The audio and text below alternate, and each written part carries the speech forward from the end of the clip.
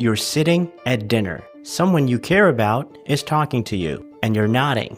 You're making eye contact, but you're not there. You're in your head, replaying something from this morning, planning something for tomorrow, running a conversation that hasn't happened yet. And then you catch yourself, and you think, how long have I been gone? Here's the question I want you to sit with.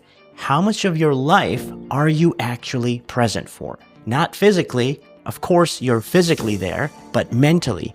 How often are you actually in the room you're in? Researchers at Harvard tracked thousands of people throughout their daily lives and found a number that should stop you in your tracks. I'll share it in a moment, but what they discovered wasn't just about attention. It was about happiness, and it challenges almost everything people believe about what makes a life feel good. I'm a clinical psychologist, and this is one of the most important things I teach people who deal with anxiety. It's not a breathing technique, it's not about positive thinking, and it's almost certainly not what you think mindfulness is.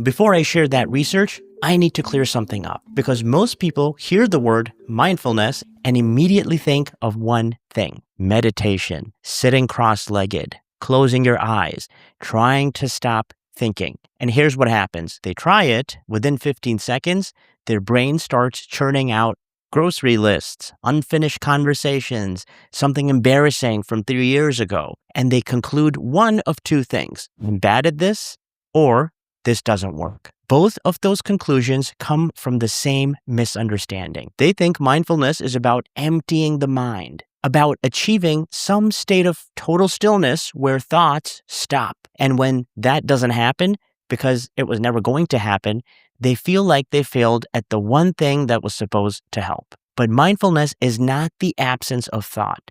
It's the presence of attention. And meditation is just one way to practice it, and a valuable one, but it is a specific and formal version of something much broader. For a lot of people, especially people with anxiety who already have a hard time sitting still with their own thoughts, starting with formal meditation is like trying to learn to swim by jumping into the deep end. There is another way to do it, and to understand it, you need to see what the research actually found. This distinction matters clinically because the people who think mindfulness means clearing their mind are the same people who give up on it within a week. And then they lose access to one of the most effective tools we have for anxiety. Not because the tool doesn't work, but because they were given the wrong instructions for how to actually use it. A study published in Science, one of the most prestigious journals in the world, tracked over 2,000 people in real time using a smartphone app. At random intervals throughout the day, it pinged them and asked 3 questions. What are you doing right now? What are you thinking about? How do you feel? Over 250,000 data points. And here's the number I mentioned. People were mentally somewhere other than where they were, thinking about something other than what they were doing almost half the time. 46.9% of their waking hours, nearly half their life spent somewhere else. But here's the finding that changes things. The researchers then asked, what predicts how happy someone is in any given moment? Is it what they're doing? And the answer was barely. The activity someone was engaged in explained less than 5% of how they felt. What explained more than twice as much, whether their mind was on what they were doing. Think about that for a moment. A person ironing a shirt who is thinking about ironing is happier than a person ironing a shirt who is daydreaming about a vacation. A person doing dishes who is thinking about doing dishes is happier than a person doing dishes who is daydreaming about a vacation. It's not the activity that determines the experience, it's whether you're actually there for it. Which raises a question. If presence matters this much, why are most of us absent for half our lives? And what would it take to change that? Here's where this gets interesting, because you already know what full presence feels like. You've had it. You just didn't call it mindfulness. Think about a time you were reading a book and didn't hear someone call your name. or playing a sport and the only thing that existed was the ball and the defender in front of you. In those moments, your thoughts weren't narrating. Your attention wasn't split. You were completely inside what you were doing. And that right there is mindfulness. Not similar to it, it is the thing.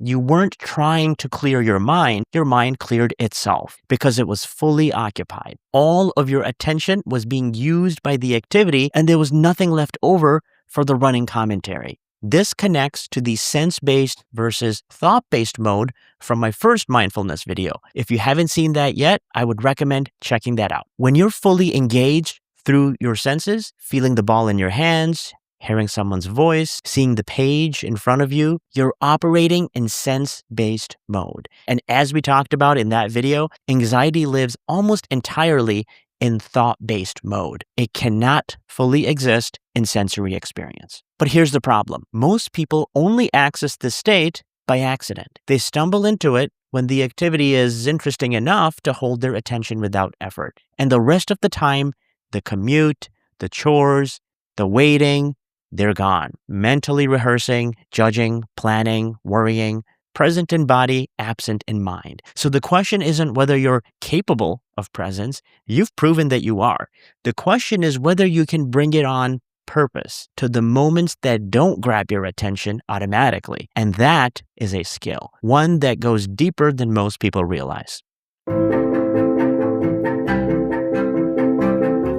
Mindfulness is usually taught as a skill of observation. Watch your thoughts, notice your breathing, observe what's happening without reacting, and that's real. That's what I taught in my first mindfulness video. The ability to step back and notice what your mind is doing is foundational. But there's a deeper layer that gets far less attention. And in my clinical experience, it's the one that actually changes people's daily lives. It's not observation, it's participation. Full, deliberate, unhurried engagement with whatever you're doing. Not watching from a distance, not narrating, throwing yourself into the activity with your whole attention. Observation is like the training wheels. Participation is the ride. Participation doesn't just change how you feel, it changes how well you function. Think about someone who's really good at what they do. A musician in the middle of a performance, a surgeon during an operation, an athlete in the final seconds of a game. In their peak moments, they're not observing themselves from a distance. They're inside the experience. Their attention and their action are one thing. And that's what allows them to respond to what's actually happening in real time, without the lag of self-commentary getting in the way. Now, think about what happens when you're not there, when you're doing something, but your mind is fighting it. You miss things, you make mistakes, you react to the story in your head instead of the situation in front of you. It's not just about feeling calm, it's about being effective. And most of the things that matter in your life, being a good listener, doing good focused work, handling a difficult conversation, being present with your kids require exactly this. Not a clear mind, not a quiet mind, a mind that's fully in the room. When you're present, you can notice what's actually needed and respond to it. And the good news is that you can actually train this at a kitchen sink. I want to try something with you. Think about the activities you resist, the ones you rush through, half present, while your mind is somewhere else. Washing dishes, folding laundry, cleaning the kitchen. These feel like dead time you're just trying to get through. And the internal narration usually sounds something like, "This is so boring. I hate this.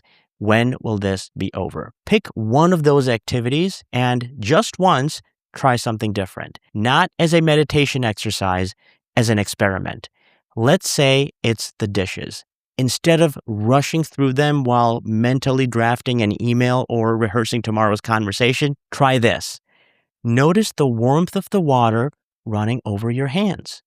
Feel the weight of the plate. Watch the suds rise up as you scrub. Notice the lemony scent of the soap filling your nose. Hear the water trickling into the bottom of the sink. Feel the smooth surface of clean porcelain under your fingertips. Now, notice what happened. While you were actually attending to the experience, really in it, what happened to the story? The one that says, this is boring, and I can't wait for this to be over. And what most people discover when they run this experiment is that the judgment is worse than the task. The doing isn't the problem. The thinking about the doing is the problem. Engage with the actual sensory experience, and the task transforms, not into something magical, into something neutral, something you can be present for, something you can do well.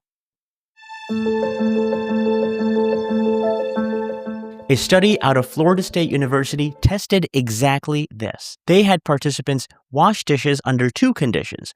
One group was told to focus on the sensory experience, the warmth of the water, the feel of the dishes, the smell of the soap. The other group just washed them normally. The group that washed mindfully, a 27% decrease in nervousness and a 25% increase in what the researchers called mental inspiration. Same dishes, same soap, same sink. The only thing that changed was attention. And this isn't limited to one study. Research on informal mindfulness practice, bringing mindful attention to daily activities rather than sitting down for formal meditation, has found that it produces real improvements in stress, well-being, and emotional regulation. One study with medical students found that informal practice was more strongly linked to improvements in daily functioning than formal meditation was. Not because meditation doesn't work, but because this kind of practice is something you can actually sustain every day without adding anything to your schedule. You're already doing the dishes. You're already folding the laundry. The only thing that changes is whether you're there for it. I want to step back and tell you why this matters beyond the practices themselves. Most people treat mindfulness as a relaxation tool, something to calm you down. And it can do that, but that's a side effect. The real thing mindfulness gives you is something more fundamental: the ability to choose what you do with your attention in any given moment. When you can engage with a hard task instead of fighting it the entire time, you're not just calmer, you're more effective, you're more connected, and you're living your actual life instead of the simulation your mind keeps running of it. You build it by showing up fully for the things you're already doing. If what I've described today, the constant mental absence, the ability to stay present even when you want to, the running narrative you can't turn down, feels less like an occasional thing and more like the permanent state of your life, it might be worth talking to a professional. A therapist who works with mindfulness-based approaches can help you build this capacity at a deeper level, tailored to your specific challenges and with real accountability. And that's not a failure of doing this on your own. That's the most effective next step that you can take.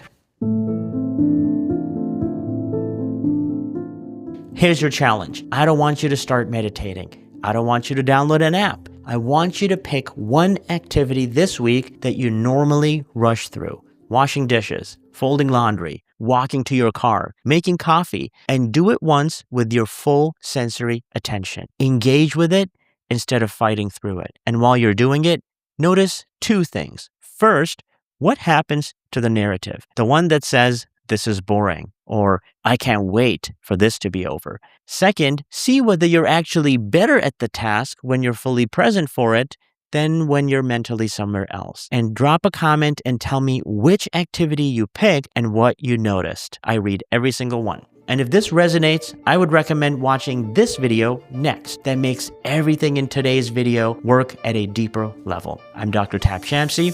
I post new videos every week, so if that sounds useful, subscribe. Thanks for watching, and I'll see you in the next one.